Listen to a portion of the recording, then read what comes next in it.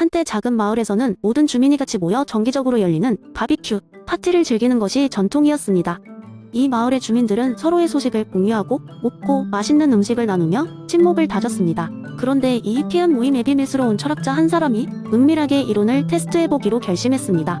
그의 이름은 빌이었다. 빌은 엘리자베스 앤스콤의 행위 이론에 흥미를 느꼈고 사람들에게 그 중요성을 알리고 싶었습니다. 그는 의도의 복잡성을 탐구하기 위해 교묘한 실험을 생각해냈습니다.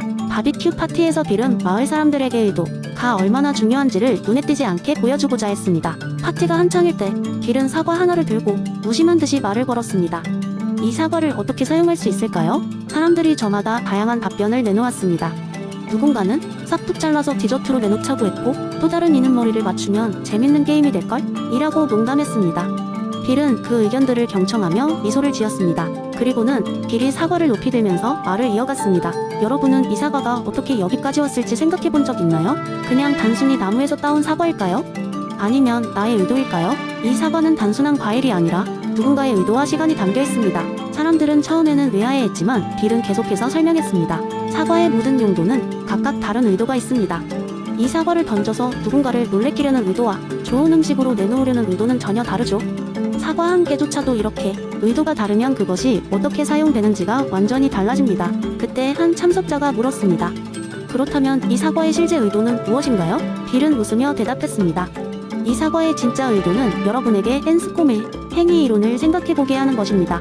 우리의 모든 행위는 그것을 수행하는 우리의 의도를 깊이 고려해야만 완전히 이해할 수 있습니다. 그러니 다음에 우리가 무언가를 할 때 그 행위의 진짜 의도를 한번 생각해보세요. 사람들은 빌의 메시지를 이해하기 시작했고 그의 말을 되새기며 무거운 침묵에 빠졌습니다. 잠시 후 사람들 사이에서 웃음소리가 터져나오기 시작했습니다. 난 이제 사과 먹을 때마다 그 의도를 한번 생각해봐야겠어. 라는 농담이 오갔고 파티는 다시 활기를 띠었습니다.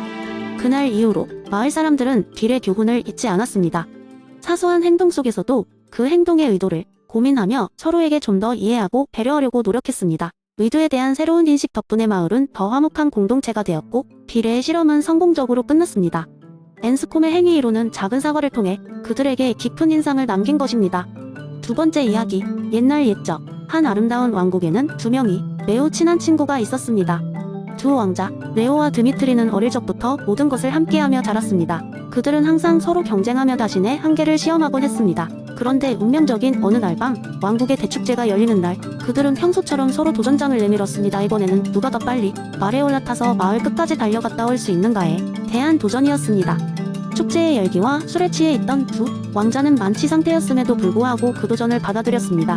모두가 우려의 눈초리를 보냈지만 왕국에 인기 있는 젊은이들이었기에 누구도 제지하지 못했습니다.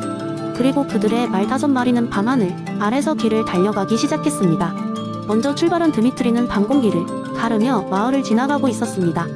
그가 집으로 돌아가는 길목에 다다랐을 때 갑자기 길가에서 한 아이가 튀어나왔습니다. 드미트리는 당황했지만 운 좋게도 마른 기묘한 방향으로 튀어오르며 아이를 피할 수 있었습니다. 그는 심장이 쫄깃해졌지만 무사히 성으로 돌아왔습니다. 한편 레오는 드미트리보다 약간 뒤쳐져 출발했지만 그 역시 열심히 달리고 있었습니다. 그런데 그도 비슷한 곳에서 급히 차선을 변경해야 했지만 그의 말은 균형을 잃고 다리에 부상을 입고 말았습니다. 그 결과 레오는 말에서 떨어져 다리가 부러지고 말았습니다. 레오는 또한 길에 서 있던 한 마차와 충돌하게 되어 마차 주인에게 심각한 부상을 입혔습니다. 다음날 아침 왕국은 이 사건으로 술렁였습니다.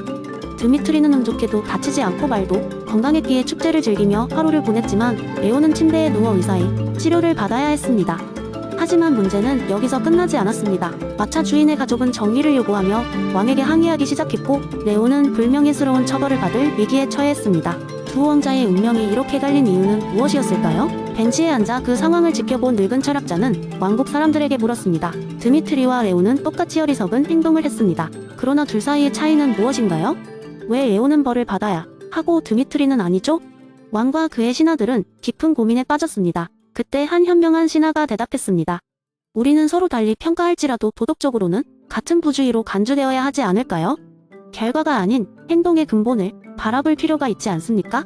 이 이야기는 왕국 전역에서 전해지며 사람들에게 중요한 교훈을 주었습니다. 우리는 우리의 도덕적 평가가 주변의 예측, 불가능한 요소에 의해 얼마나 크게 좌우될 수 있는지를 다시 한번 생각하게 되었고 도덕적 운이라는 개념이 사람들 사이에 깊은 철학적 논의를 불러일으켰습니다.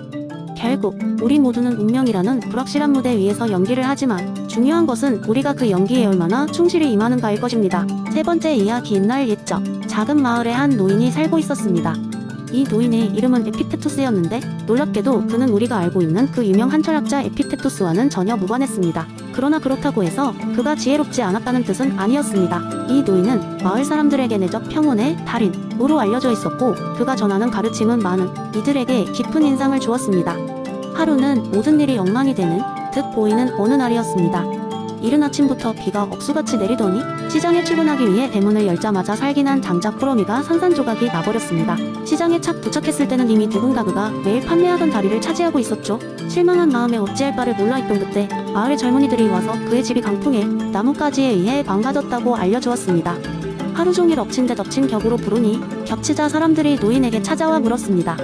어찌 이런 날에도 평온하십니까? 세상이 온통 혼란스러운데 걱정되거나 슬프지 않으신가요? 노인은 미소를 지으며 사람들의 은지보는 오래된 이야기를 들려주었습니다. 옛날에 한 똑똑한 왕이 있었단다. 그는 항상 지혜로운 자문관을 곁에 두고 있었지. 어느 날 왕은 자문관에게 물었어. 세상에는 해결할 수 없는 문제가 있어 보인다. 나는 어떻게 해야 하겠는가? 그러자 자문관은 이렇게 대답했단다. 왕이시여, 당신은 날씨를 바꿀 수 없듯이 외부의 사건을 통제할 수 없습니다. 하지만 당신의 반응과 감정을 통제할 수 있지요. 그러니 이를 이해하고 받아들이십시오. 그럼 내적 평온을 얻을 수 있을 것입니다. 젊은이들은 잠시 생각에 잠겼습니다. 노인은 이어서 말했습니다. 내가 아침에 경험한 일들은 모두 내가 바꿀 수 없는 것들이었어요. 비가 오거나 시장의 자리가 다른 사람에게 넘어가거나 집이 부서지는 것 모두 내가 통제할 수 없는 것이었죠.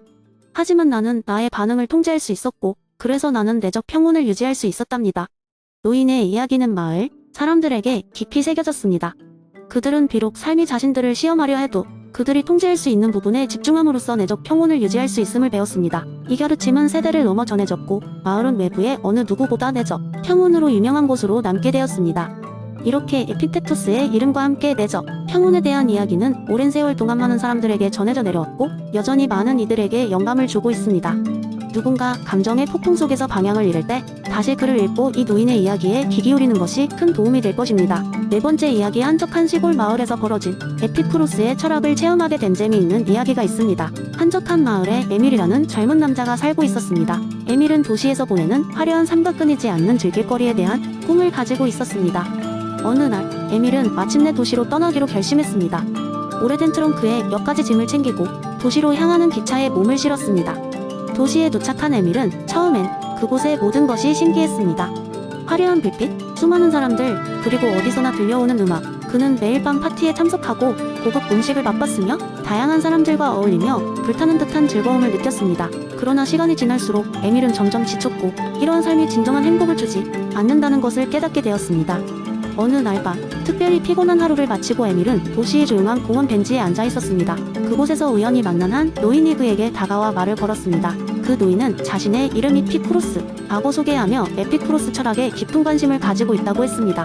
흥미를 느낀 에밀에게 피쿠로스는 에피쿠로스의 쾌락주의에 대해 이야기했습니다. 진정한 행복은 정신적 평온과 고통의 부재에서 온단다. 지나친 욕망과 쾌락을 추구하기보다는 평온한 마음을 유지하는 것이 중요하지. 에밀은 잠시 멍하니 생각에 잠겼습니다. 그동안의 화려한 도시 생활이 그에게 주었던 것은 순간적인 즐거움일 뿐 오히려 그의 마음은 더 혼란스럽고 불안정했습니다. 노인의 말을 들으면서 에밀은 진정한 행복이란 것이 무엇인지 다시금 생각하게 되었습니다. 그날 이후 에밀은 도시에서의 생활 방식을 조금씩 바꾸기 시작했습니다. 사람들과의 어울림에서 오는 피상적인 즐거움보다는 그의 삶 속 작은 것들에서 기쁨을 찾아보기로 했습니다. 아침에 창문으로 비치는 햇살, 공원의 나무에서 들려오는 새소리, 심지어 아침마다 내려 마시는 커피 한 잔의 향기까지 그는 이 모든 것이 자신에게 얼마나 많은 의미를 가져다 주는지를 깨닫게 되었습니다. 에밀은 더 이상 넘칠 정도의 쾌락을 추구하지 않고 자신의 삶을 더 단순하고 조화롭게 꾸려나갔습니다. 마을로 돌아간 에밀은 그곳에서 자신만의 작은 커피숍을 열었습니다. 그는 손님들에게 맛있는 커피와 함께 에피쿠로스의 철학을 전하며 마음의 평온함을 찾는 법을 이야기했습니다. 손님들은 그런 에밀의 진솔한 모습에 매료되었고 그의 커피숍은 늘 사람들로 붐볐습니다. 에밀은 도시에서 배운 것처럼 화려한 인생이 아닌 마음의 평온과 작은 즐거움 속에서 진정한 행복을 찾게 되었습니다. 피쿠로스 노인 덕분에 그는 삶의 본질을 이해하게 되었고 행복이란 것이 결국 자신 안에서 출발한다는 것을 깨달았습니다. 에밀의 삶은 이제 단순하지만 깊이 있었고 그는 계속해서 에피쿠로스의 철학을 많은 사람들에게 전하며 행복한 삶을 살았습니다.